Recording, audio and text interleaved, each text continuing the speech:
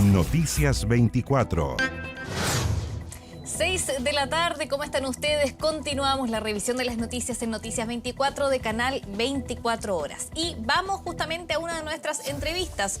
Un grupo transversal de parlamentarios anunció que recurrirán al Tribunal Constitucional si es que el Congreso aprueba la mutualización de la deuda en la ley corta de ISAPRES, lo que se traduciría en reducir a 1/3 la devolución de dinero a los afiliados. Para hablar de este y otros temas, como por ejemplo las pensiones de gracia, nos acompaña el senador del Partido Comunista, Daniel Núñez. Senador, bienvenido a Noticias 24 de Canal 24 Horas. Pero en primer lugar, quería partir también esta entrevista preguntándole por el anuncio que hizo el expresidente Ricardo Lagos de su retiro de la vida pública. Él lo anuncia por un video y quería preguntarle a usted como senador también, ¿cómo ve, cómo analiza la figura de Ricardo Lagos y cómo recibe también este anuncio? Buenas tardes. Buenas tardes, sí. Bueno, es una figura que ha marcado la vida política del país. Cuando uno lo dice, a veces suena un poco tradicional, pero la verdad que yo recuerdo el año 88, 87, uno era muy joven en esa época, y ya Ricardo Lagos marcó una opinión nítida y contundente cuando impulsó la campaña del no y hizo esa famosa situación en que encargó a Pinochet en las cámaras de televisión.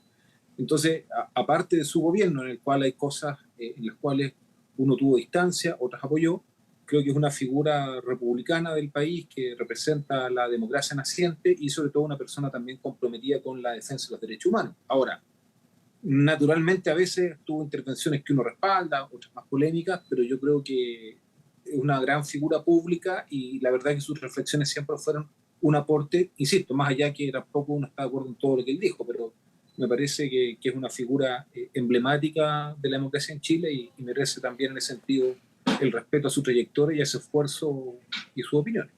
Hizo un llamado también el expresidente Lagos a encontrar los acuerdos, a encontrar la vía pacífica para resolver los problemas, para resolver los desencuentros. Y dijo que también estábamos en un contexto muy complejo, en un cambio epocal. ¿Comparte ese diagnóstico?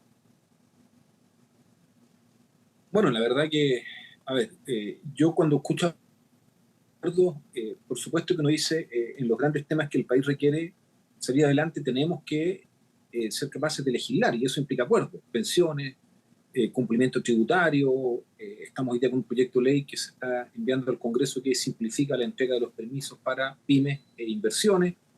Por lo tanto, en eso yo creo que podemos avanzar. Ahora, yo también fui muy crítico en los 90 de lo que se llamó la política de los consensos, o sea, de decir todo el mundo político se pone de acuerdo aunque las soluciones no sean reales y no se produzcan los cambios que la gente quiere. Por lo tanto, si por consenso se entiende que todo se negocie con la derecha, que todo se negocie con la extrema derecha y al final hagamos proyectos de ley e iniciativas donde los cambios quedan mediatizados hasta ser tan sutiles que no se sienten, bueno, ahí con eso tengo una distancia. Bien, ahí parte del análisis respecto a lo que decía Ricardo Lagos, también de cómo llegar a los consensos, ¿no, senador? Pero también ahora vamos justamente a la materia de esta entrevista que tiene que ver con una ley que ayer aprobó el Senado. Todavía falta trámite, ¿no? La ley corta de ISAPRES en la Cámara de Diputados, por lo tanto no sabemos en qué va a concluir esto. Pero en uno de los puntos, que es la mutualización, usted y un grupo de parlamentarios quieren ir al Tribunal Constitucional. Si nos puede explicar por qué, si nos puede explicar qué pasa acá con la ley corta de ISAPRES y por qué ir al Tribunal Constitucional. Sí, mira, lo que sucedió ayer en el Senado es algo que le produce un daño muy profundo a la democracia. Yo creo que es algo realmente de los momentos más tristes que ha habido desde el retorno a la democracia en Chile, porque el Senado lo que hace con esta indicación que declaró admisible el presidente del Senado, Juan Antonio Coloma, que mi juicio no era, es en la práctica rebajar a 1/3 la devolución que las ISAPRES tienen que hacer a los afiliados por los cobros abusivos que hicieron en base a lo que dictaminó la Corte Suprema. Entonces, si las ISAPRES tenían una deuda, según el cálculo de la superintendencia, de $1.180 millones, con la indicación de llamada mutualización, quedan esas deudas solo en $470 millones.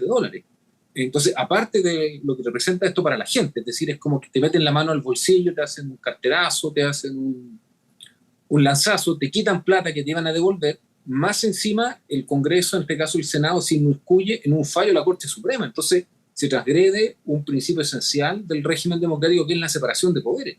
el artículo 76 de la actual Constitución dice que el Congreso no puede entrometerse en los fallos judiciales, incluso reinterpretarlos o en sus contenidos. Y lo que aquí se hace a través de esta indicación que promovió la derecha con los senadores Walker y Rincón del Partido Demócrata es interpretar el contenido, cuestionar el contenido del fallo de la Corte Suprema y rebajar en forma significativa la devolución que tiene que hacer las ISAPRE a sus afiliados. Entonces, es un hecho gravísimo y evidentemente es inconstitucional, y por eso nosotros entonces, de forma transversal, ya hemos reunido 16 firmas de senadores y senadoras.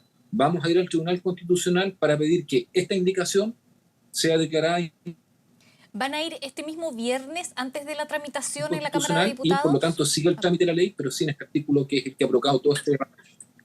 Sí, nosotros vamos a ir el día viernes. Pensábamos que no íbamos a demorar en armar toda la argumentación hasta el lunes, pero la verdad que hemos tenido mucha colaboración de abogados, se ha acercado mucha gente a darnos argumentos, y la verdad que el texto lo vamos a tener listo el día viernes.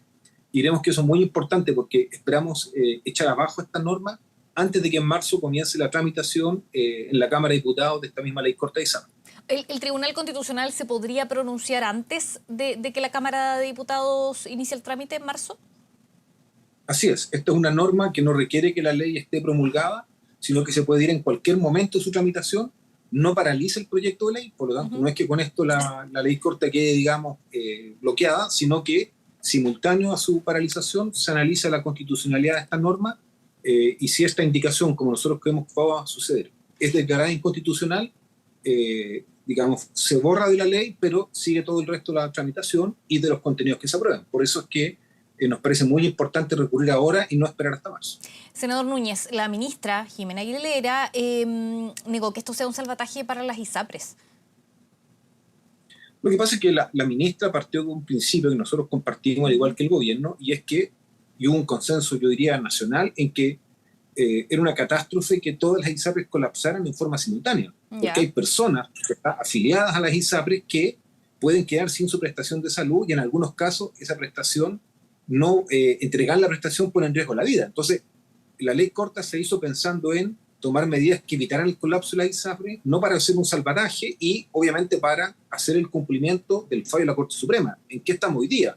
En que el fallo ha sido rebajado en 2/3, o sea, perdió mucho de su peso, y simultáneamente se están poniendo normas que en la práctica están relativizando el cumplimiento del fallo. Entonces, claro, de una ley que pretendía tener un objetivo como era evitar el colapso, estamos pasando a rasgos de salvataje, aun cuando hay aspectos muy positivos en la ley corta, como por ejemplo el fortalecimiento de FONASA.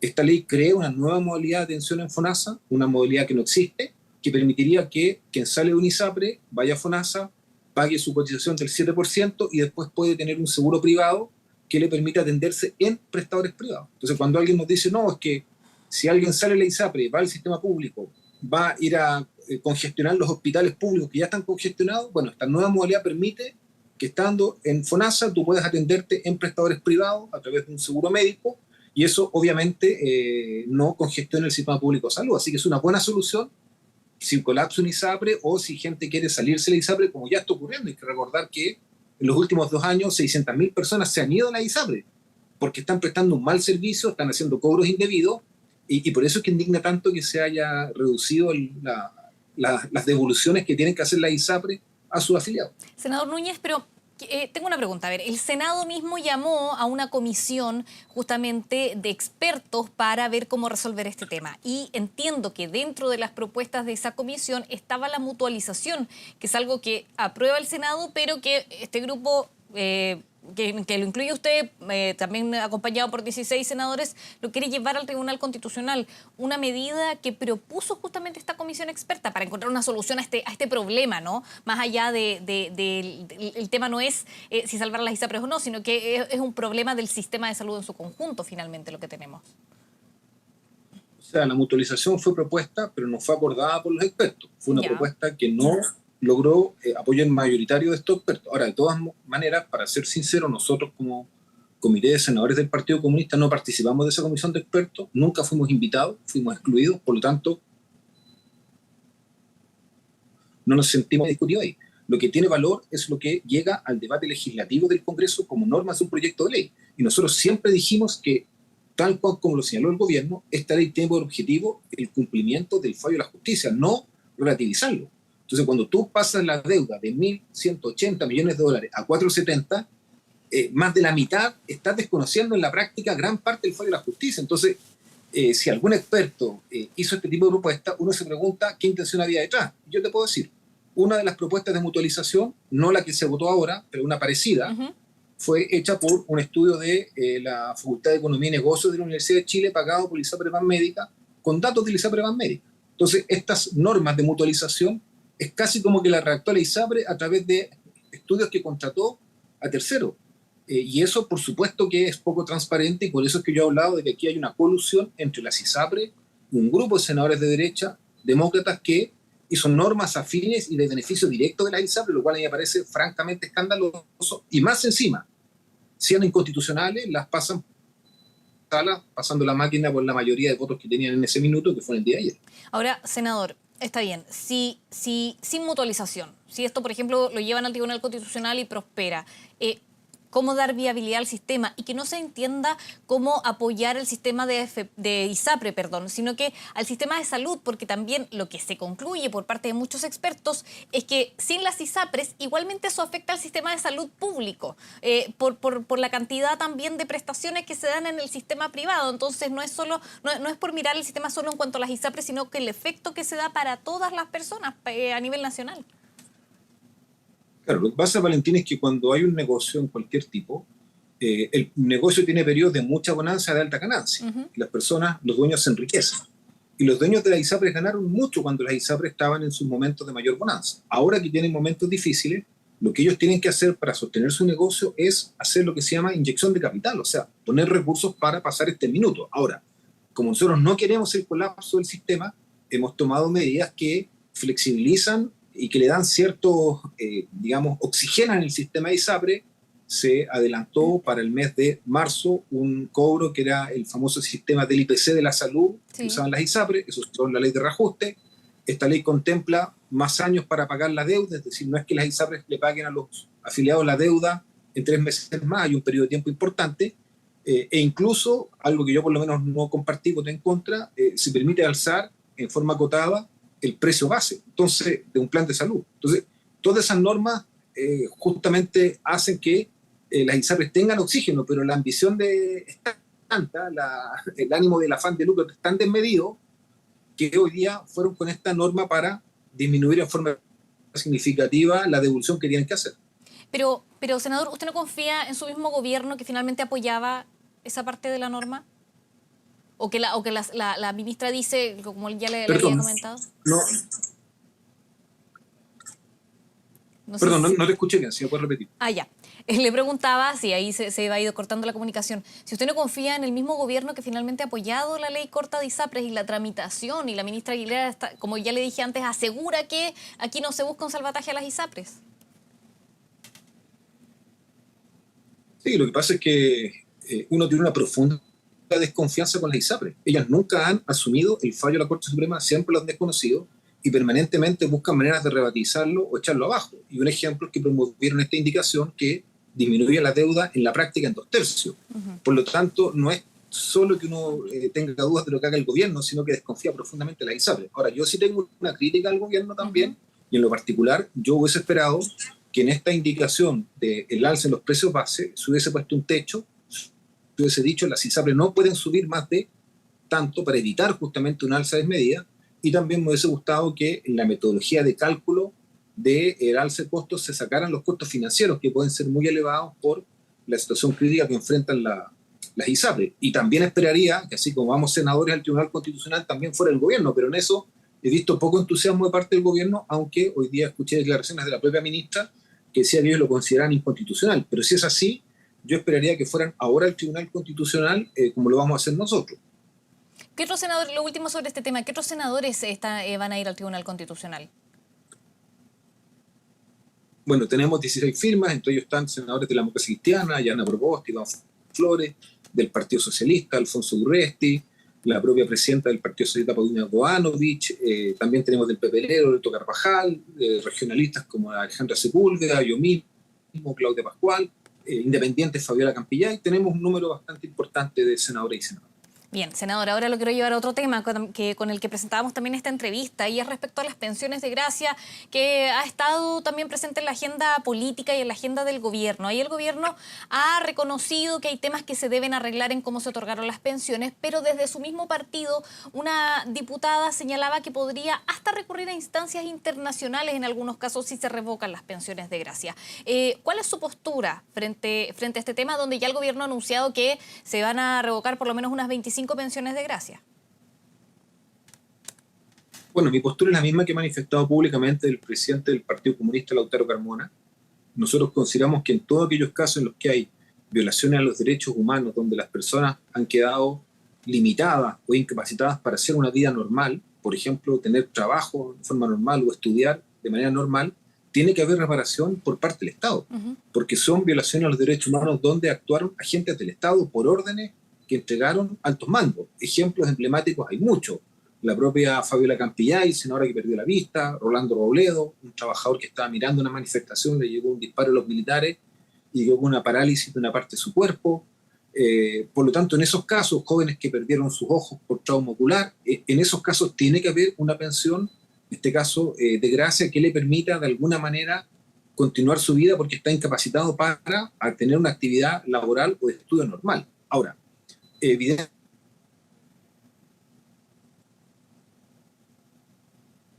no se han cumplido estos requisitos y uno podría entender que ahí es donde el gobierno ha puesto el énfasis en que la pensión está mal entregada, pero serían casos puntuales que en mi opinión no pueden contradecir el principio general. Así que vamos a escuchar y ver lo que está resolviendo el presidente de la República sobre esta materia, pero sobre la base que si hay un caso en que el beneficio fue mal entregado, por supuesto que puede ser revocado, pero no donde hay una violación a los derechos humanos y un daño que impide hacer una vida normal, porque ahí tienen que haber medidas de reparación en tanto fueron agentes del Estado los que causaron ese daño. Y ahora en personas que han sido condenadas por la justicia, en casos como por ejemplo de violación o otro tipo de delitos de alta connotación.